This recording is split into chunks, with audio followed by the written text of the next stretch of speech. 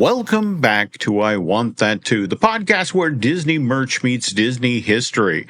I'm entertainment writer Jim Hill, and I'm joined by the always lovely but kind of tired right now, Lauren Hersey. Can you see my bags from California, sir? Oh, you are always lovely and attractive. I bet if you have bags, they're designer bags. Okay, so there we go. But I not to bury the lead here, folks, but Lauren just got back from D23. I'm wrapping up a few things before I fly home, but yeah, we spent the past Friday, Saturdays, Sunday in the Anaheim Convention Center, right? Yeah, like no sunlight those days. All a D23 yes. like bell to bell situation, and I mean that's initial thought, Jim. Did shopping, did merch, was that like the biggest attraction? Did you feel that even with all of the huge announcements? Well, I mean, there was certainly lots of opportunity to shop, and more to the point, my co-host did her due diligence. You seem to have visited every single one of the shops where I stuck to my guns. I'm a book guy, and I made it to. And by the way, that we talked about this on a number of previous I Want That Too's. I had heard that the bookstore was not going to be part of this year's D23, and I was a complete whiny baby man about this. It's like, no, there's got to be a bookstore, and as it turns out, there was. So I'm wondering about the info I got, whether there was a last minute decision or I misheard something. But Jim, do you remember the difference in the layout last year? Talking about publishing specifically. So like the D23 marketplace, that was actually on the second level, and it was more of a destination for shopping. Mm-hmm. And publishing was adjacent to that, I believe, where this year they moved everything down onto the main show floor. So I thought publishing was far smaller, and like the Joffrey's part of that was almost like a little bit separated. But could it have been that? It's interesting you mentioned that, because the marketplace thing you mentioned from the 2024 D23 Expo, that's actually where the premiere theater was set up this time around.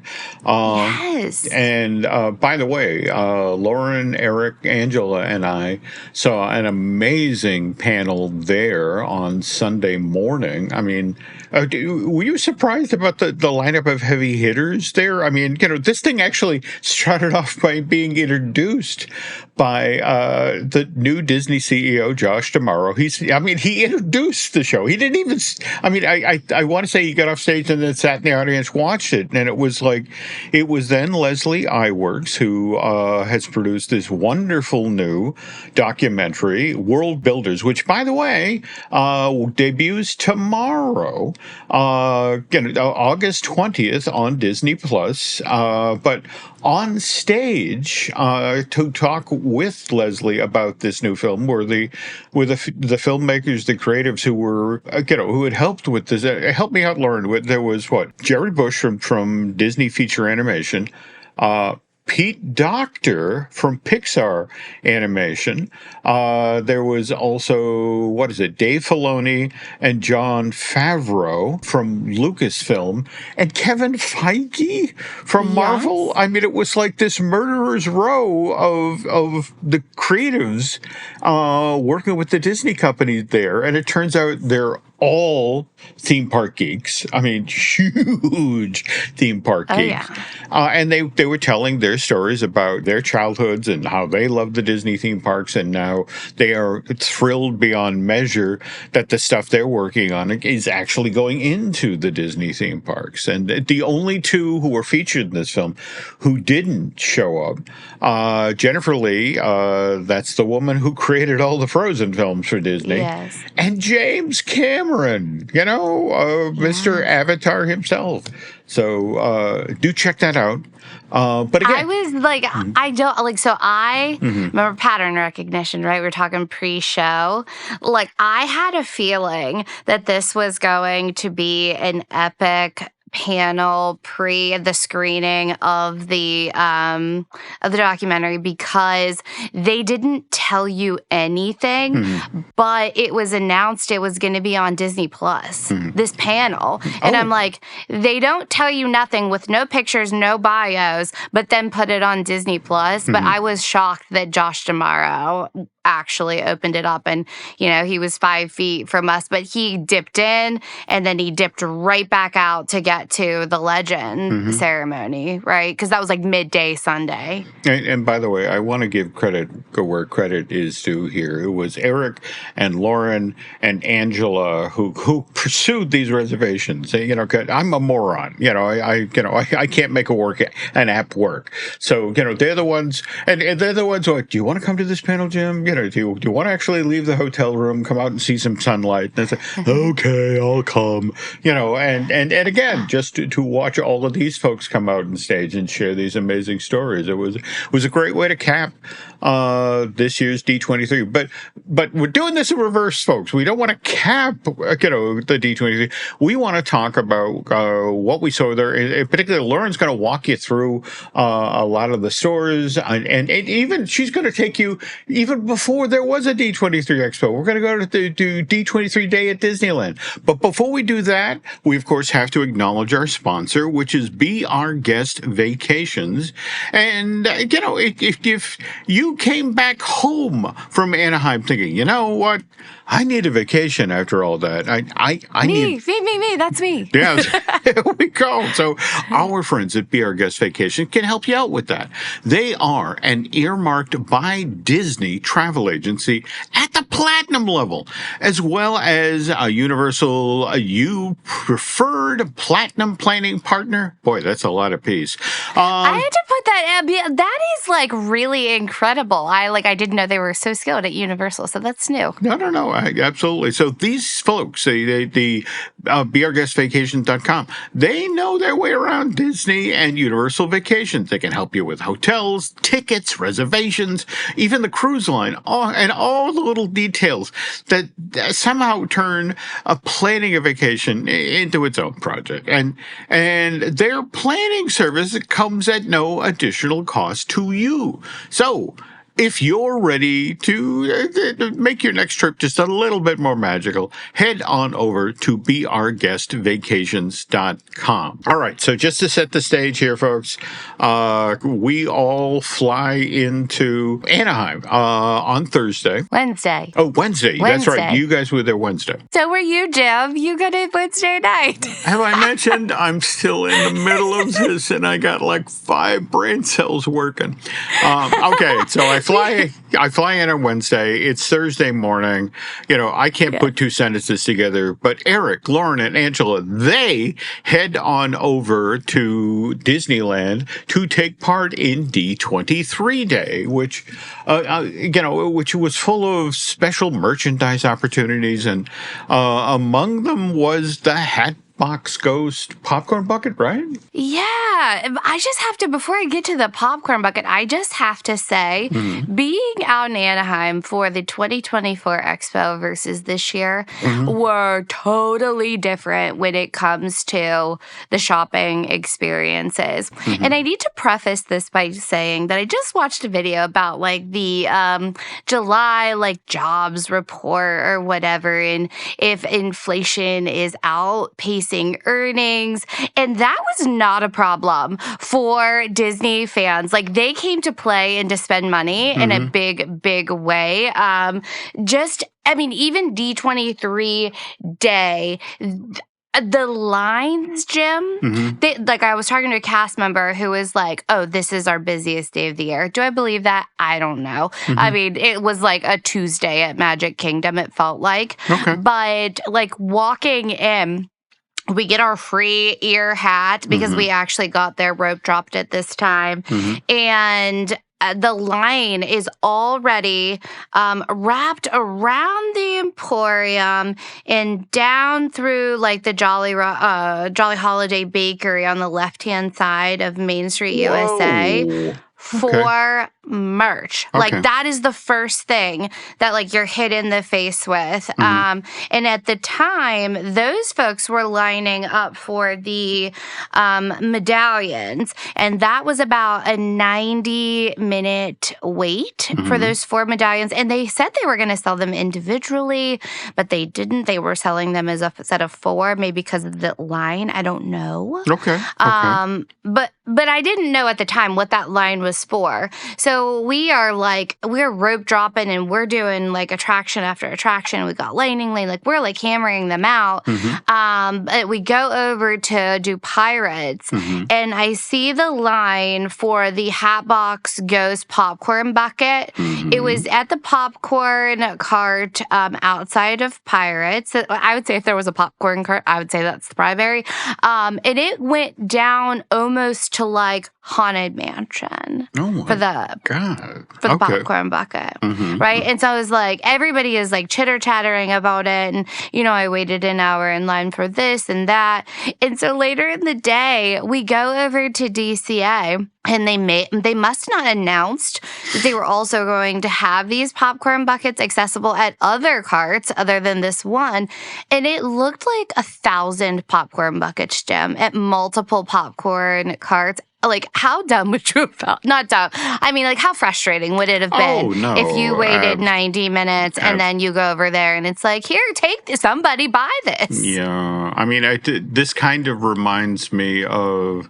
Remember when they were doing the original Figment popcorn bucket for Festival of the Arts? And again, same thing. People were standing in line, and I want to say it was just days later that in the Festival World Center, that giant inflatable thing out behind the UK pavilion and between the UK pavilion and Canada World Showcase, and people would walk in the door, and there were these tables set up, and there were literally hundreds of Figment sitting there waiting for people.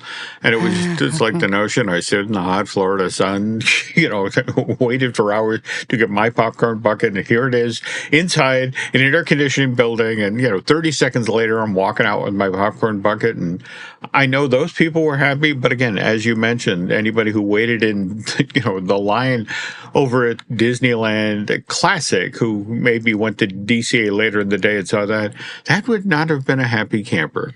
So that would have been a burn, So the other difference that I noticed at D23 Day was that, they had a lot of this like exclusive D23 stuff that actually found its way to the Emporium before the expo even kicked off. As I'm now post-event and looking back through some of the videos and stuff online, I was like, hey, Disney, you said that was exclusive to the expo. Yeah, I mean, I actually asked about this, called a friend who works the retail side of things, and they had an interesting explanation. Basically it's like, look, we sell it early so people wear it into the expo. And then people go, oh my God, look at that shirt. Oh my God, look at that hat. Oh my God, where did you get it? And it's like, well, I got it at the Emporium, but I think they have it on sale here today. So you literally turn a part of the crowd into a walking billboard. Well, that makes so much sense about like moving on to the expo and how much like they're leaning into the influencers and influencing of people, not just like the content creators, but like I felt this year's expo, and I spent like 3 days nonstop on the show floor, was 50% waiting in lines for merch or whatever, and 50% like they just wanted you to take selfies. And as somebody that is not like a big selfie person, I think that they were really banking on people going at and sharing this, so either people want to come to the parks or watch the shows or whatever. And it was really evident. I don't even know if I told you this, Jim, but the Disney Plus Hulu section of the floor was massive. It was massive. And they had an activation. It's not uncommon for these booths they do pins, typically, lots of pins. But you got a scavenger hunt. They marketed it as a scavenger hunt. So you get a card and you have to go to 4 different installations, get a selfie. And when you do 4, then you can get your pin. Yeah, you can redeem that card for a pin. So, yes. Okay. So I'm reading like Reddit and, I'm going online, typical places. And people are like, they wouldn't give us the stamp unless we took a picture of ourselves in it with the background. And I even asked, I was like, can I take a picture of like him taking a picture? Like what is this? And it was like the people working were like, hey, it was like our task was you have to take a picture. And I think that they were like, well, they're going to take all these pictures and they're going to share them on social media. Oh, God, it felt a little like different, I would say. No, I mean, but it does. What's interesting is it tells you, the priority of these major media companies these days, to the effect of, well, how are you measuring success? And it's like, well, let's look in the social media space. How many people, are talking up or sharing images of our TV show or, our latest product or that sort of thing. So, let's kind of be honest here. That it's the notion that, in the Hulu pavilion or whatever we call the space there in the show floor, this is kind of cooking the books. Just the notion of you got to go to 4 of these, you got to post, 4 images on social media, and then we'll give you a pin. And then, Lord, let's be honest here. With the collectors, it's like, well, I got one of the pins. Can I get another one of the pins if I go around and do more of these? And oh, yeah. Somebody said online, it was so funny. They were like, Disney fans, we're the only people that would drop between $300 and $2,500 for a 3-day event to be marketed to. There we go. For 3 days straight. I definitely felt that this time around. And they got really, really creative with the shopping. I mean, we've talked about it, so I'm not going to go into the items specifically, but I want to focus on what the internet is talking about post-event with the queues and the RSPs for reservations. So we get up on Friday morning, and there are, if you want to shop, like if you want to go to like the big shops, like the Marketplace or the company store or Mickey's at Glendale or their new Imagineering line, you've got to get it. You've got to get a virtual queue. 2024, you could get it at 6 a.m. and 1 p.m. They did not do that this time. Really, only Ravensburger with Lorcana did a 1 o'clock drop. So you had one shot once a day for this list of the, most anticipated shopping experiences. And so many people were so upset because they didn't get a virtual queue, or the ones that wanted, they didn't get a boarding group. We were lucky enough that we did get the D23 Marketplace the first day. We were able to do Mickey's at Glendale the second day, and then we did get the company store the third day. So we got into the ones we wanted, and there were standby lines like later in the day. But did you hear anything coming out of the big marketplace this year? To be honest, I'm almost ashamed to admit this, folks. I didn't even get on the show floor till Saturday. Jim Schul and Tess and I were recording some park walkarounds for our Disney Unpacked Patreon show. Likewise, Mr. Schul and I did kind of our own homemade version of BioReconstruct. We went up to the the 15th floor of the Pixar Place Hotel and look down at the construction of Coco, and boy, do we have some thoughts about that. But I was only walking in the door Saturday afternoon after 4, and and again, I was lucky enough to do the full day with Lauren, Eric, and Angela on Sunday. So I only got a taste of this stuff. I heard about it second and third hand from you guys, and I just remember poor Angela getting up at what you had to be. The virtual queue opened at 6 a.m, right? So she was up at 5:30 and got skunked both on Saturday and Sunday. The same thing as you guys. But people were not taking no for an option. I mean, okay. So what was happening this year, as far as I can gather, and I noticed it on the floor because I was in the marketplace, and there was a woman sitting there, literally just surrounded by all of the merchandise. Mm-hmm. And even before we got into the store, we're almost to the entrance. Mm-hmm. And I saw a guy walk up and say, well, we're in line. He and a friend handed this woman these 2 little white papers, and then she left. I'm like, wait, she waited in this line because basically you have to get a virtual queue to get into the hour-long line. Mm-hmm. And they leave. And so then I'm obviously researching. And so there was a lot of gaming the system going on. Mm-hmm. There were people that were paying folks to stand in line. There were people that didn't even go to the expo that were selling their virtual queue spaces attached to their badge.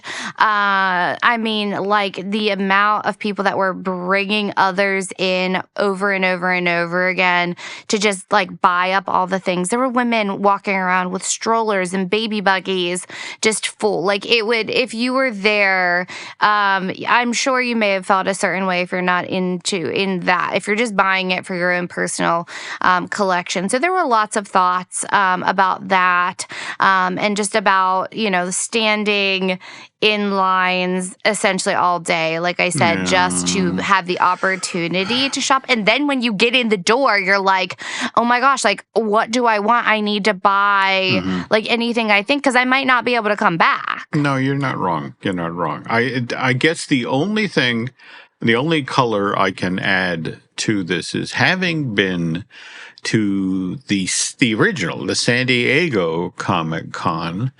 Look, standing in line is just part of a life of one of these major pop culture events. There are people, for example, when they want to absolutely positively be in Hall H to see, for example, the Marvel Studios panel, they will get up and be outside of that building at 6 o'clock in the morning and slowly make their way through the line. And hell, the Marvel panel often doesn't start till 5 or 6 o'clock in the afternoon. It's just sort of Kingdom Hearts was 4 hours. Yeah. It's sweat equity, and I get it that people who go to a Disney park understand that you do stand in a line, but especially in today's world where it's I don't have to stand in that line. I can pay for Lightning Lane. Where's the Lightning Lane for D23? I know. I said it to Eric. I was like, I wonder if they will have a Lightning Lane type of paid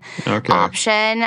Because honestly, to do what I wanted to do, and I got to do everything, but it would be something I would have considered, because if they're doing it on the dark web over here, they're all making these side deals to get into the store. So, and Disney's losing out on. Anyways, don't do that, Disney. Anyways, I do have to say real quick, we are going to talk about Joe Rohde because we did do the panel, we got the books. Mm-hmm. Before we get into that though, I just have to clarify something that I got horribly wrong, partially by bad intel from the way the Yinsid, the Imagineering lifestyle brand, was presented through the communication. So what I said was that Yinsid was going to be a lifestyle brand Disneyland coming out under Imagineering, and I was under the impression, or I may have just like connected the dots here, that they were going to try to be in the space of like a Roosevelt's, which had a 4 to 5 hour line, or a Cakeworthy, or Here Universe, like entering their own branded higher end space is what I thought that it was. And it was not. So I get in the line, and this was a totally different experience. I was like, well, you have to scan a QR code to shop through the Disneyland app. And you go in, and there are 4 like racks of the exact same thing. There are 2 lines, and I'm very confused walking in. I'm like, they talk real fast. So I was talking to an actual Imagineer, and he broke it down for me and said, this is a line of clothes for Imagineers, by Imagineers, essentially so that they can wear them to business meetings, to be understated but still Disney, is literally what it is. And so he's like, I know, right? Well, why didn't they say that? Yes, this is a failure of the initial messaging, but there's also a part of me that's laughing to the effect of, what does it say about this next generation of Imagineering that the people in charge of it is like, oh my God, they went out to meet with the client dressed like that? It's like, yes. Can we get somebody in here to get some grown-up clothes for these guys? And that's what it is. It's grown-up clothes for the Imagineers, and it is super understated. So the guy said, because I was like, well, did you have a part in creating this? Because I couldn't understand why Imagineering would be making clothes. And he was like, I actually did, but I'm a pin illustrator, is the guy I was talking to.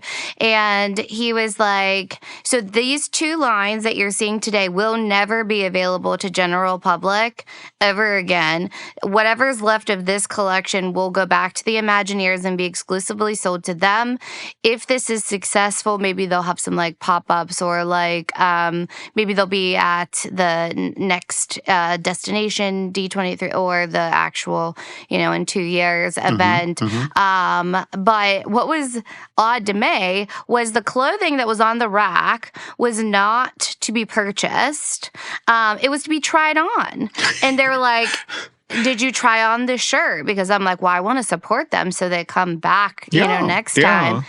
And I was like, no. And they're like, well, go try it on. And I'm like, what? So like I try the shirt on like over my shirt. And I'm like, does this look right? And they were like, yeah, it was so odd. And they're like, well, now you have to order it through the mobile app. So I got my like DVC discount, or like if you had an annual pass, but it went through the Disneyland app. So I asked like why they had a different like POS system. And they were like, oh, I think that it was maybe separating the revenue lines. I don't know, but it was, you actually mobile ordered it like a Mickey pretzel. I got a notification. Order 221, your order is ready, and they put it in a bag and send you on your merry way. So, sorry, Disney, but that is what it is. Okay, and forgive me, I wonder how many sales they missed out on, just with that notion that, no, you can't buy any of those. Those are to put on to make sure that these clothes fit. I mean,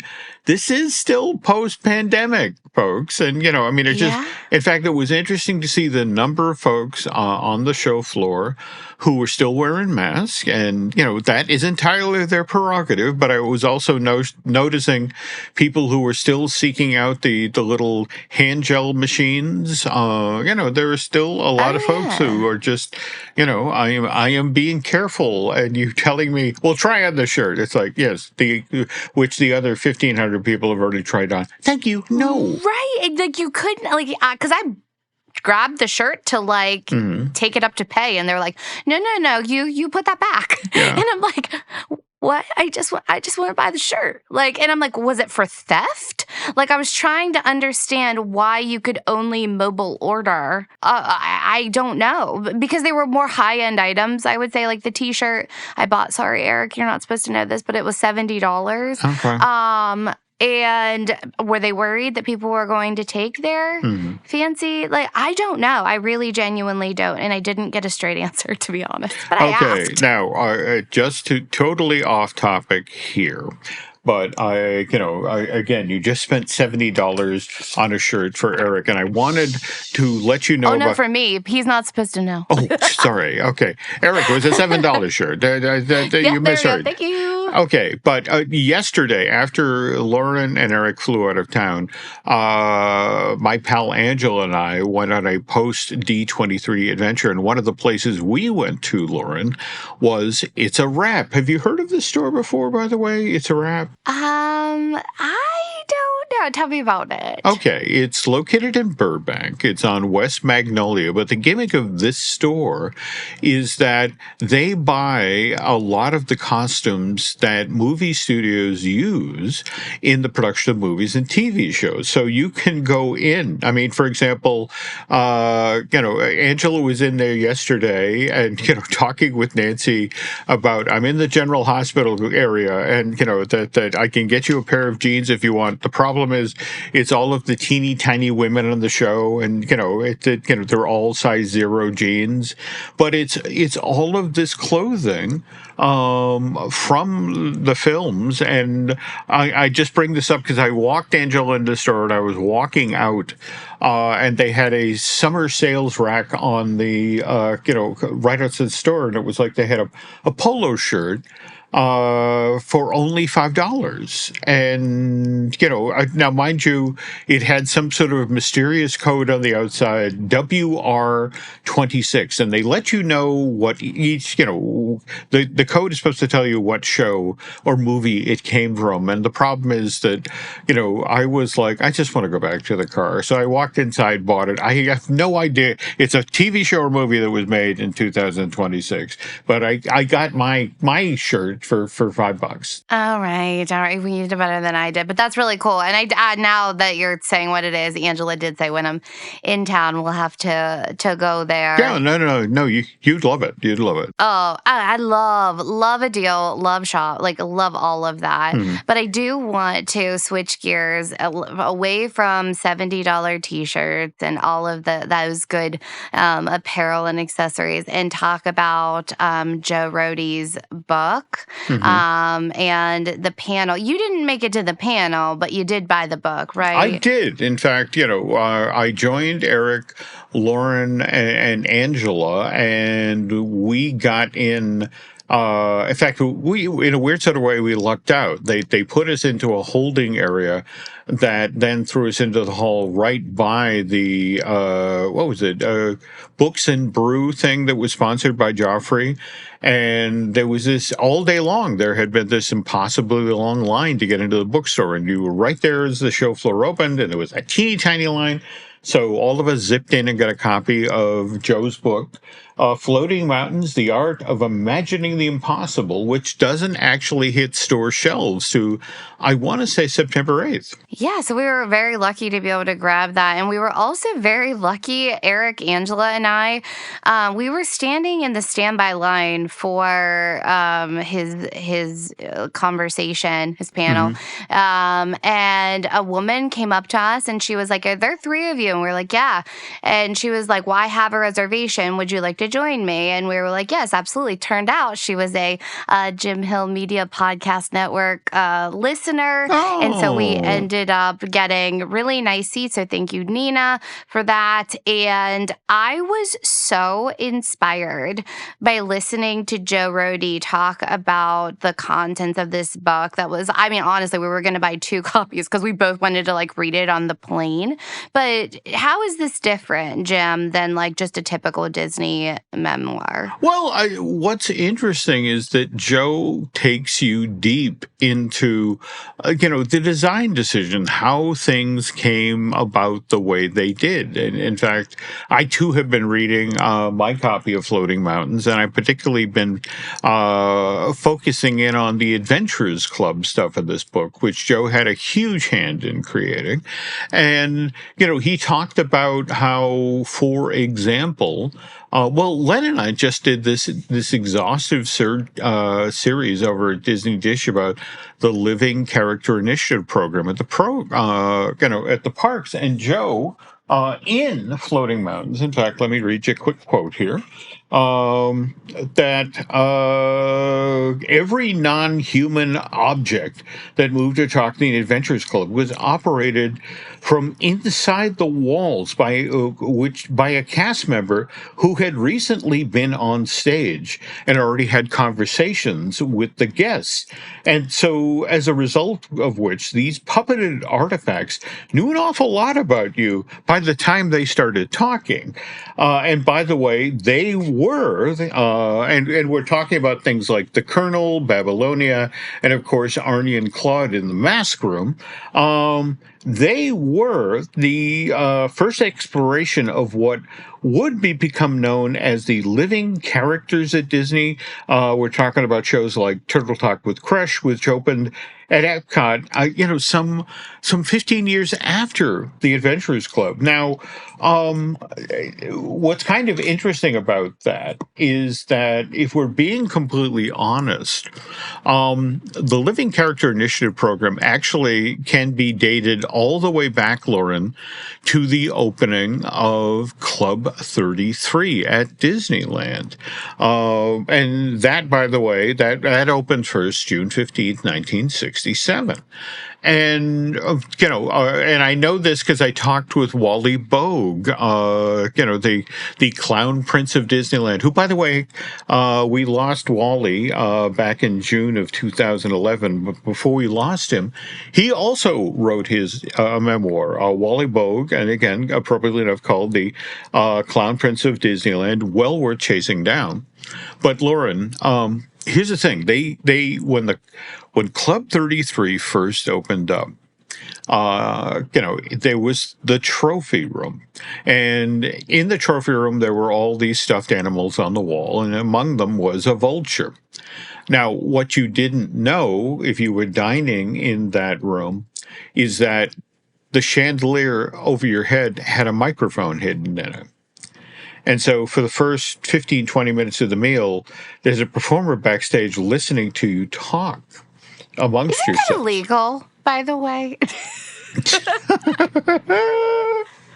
So, all right. So 15, 20 minutes of your dinner time conversation.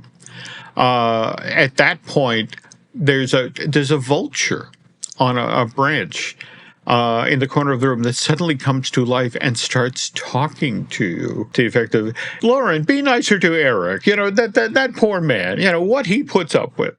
And most nights it was actually Wally himself who was backstage there and, doing a silly voice as the vulture.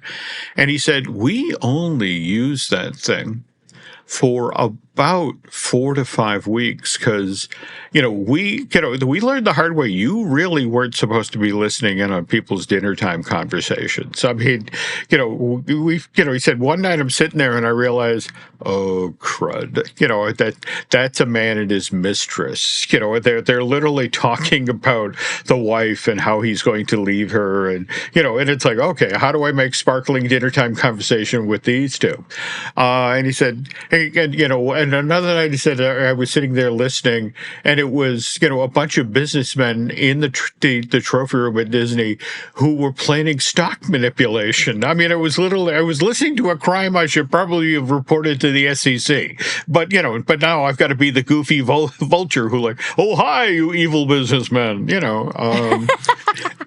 But no, again, the Wally Bogue, Clown Prince of Disneyland is a great read. But I got to say, Joe's book is absolutely amazing. And we were lucky enough, again, because we were at the expo to be able to get advanced copies, but it hits store shelves early next month. So make sure you chase this one down, folks. Yeah, and I was inspired by the groupthink and the flat decision making and how he handled his leadership in such a unique way. Oh no, absolutely, yeah, absolutely. Definitely. I would grab a copy. I can't wait to dive into it because I got the shorter straw and Eric got the book on the plate. So I just have to make do with the wonderful conversation and listening into Joe already. But there was so much that happened.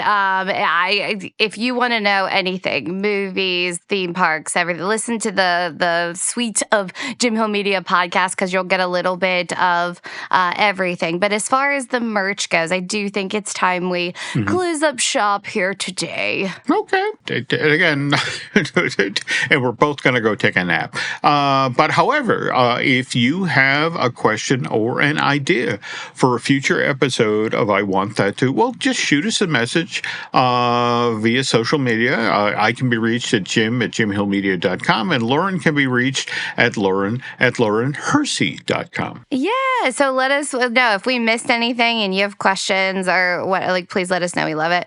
But if you're not quite ready for all the Disney conversations to end, be sure that you're checking out Jim Hill Media on Patreon for ad-free episodes, bonus content, and even more Disney history. And I will say, on my way home from the plane, like, better late than never, I did listen to you and Len and Jim talk about your predictions for what was going to come out of the expo. If you've not listened to that yet, you guys, you did pretty darn good. And I'll be anxious to see what else comes out from Disney. But anyways, that does it for today's episode. Thanks for listening, and we'll see you next time on I Want That Too.